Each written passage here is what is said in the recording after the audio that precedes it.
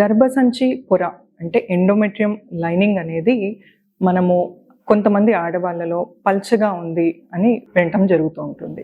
So ఈ పల్చగా ఉండడం అనేది దేనివల్ల?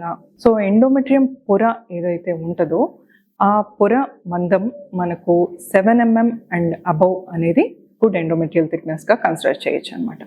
ఎప్పుడైతే ఆ పొర మందం మనకు 7 mm కంటే తక్కువగా వస్తుంది అన్నప్పుడు అండ్ 5 mm కంటే తక్కువ ఉంది అన్నప్పుడు ఇంకా అది థిన్ ఎండోమెట్రియంగా కన్సిడర్ చేయడం జరుగుతుంది అనమాట.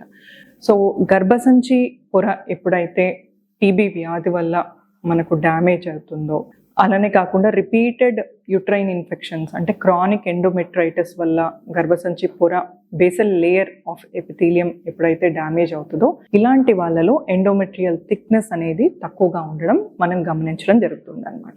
ఈ ఇన్ఫెక్షన్స్ ట్యూబర్క్లోసిస్, క్రానిక్ ఎండోమెట్రైటిస్ కండిషన్స్లోనే కాకుండా కొంతమందికి గర్భసంచి సైజ్ చిన్నగా ఉండటం జరుగుతుంది.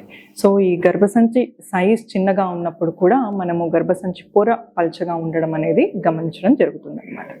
సో ఎప్పుడైతే ఈ గర్భసంచి పొర పల్చగా ఉంటుందో వీళ్ళకి మనము ప్రెగ్నెన్సీ ఛాన్సెస్ రిలేటివ్గా తక్కువగా ఉండడం జరుగుతుంది అనమాట. ఎందుకంటే మనకు న్యాచురల్గా ప్రెగ్నెన్సీ రావాలి అన్నా, లేకపోతే అసిస్టెడ్ రిప్రొడక్టివ్ టెక్నిక్స్ ద్వారా ప్రెగ్నెన్సీ రావాలన్నా ఎంబ్రియో మనకు ఇంప్లాంట్ అయ్యేది యూట్రస్లో అనమాట.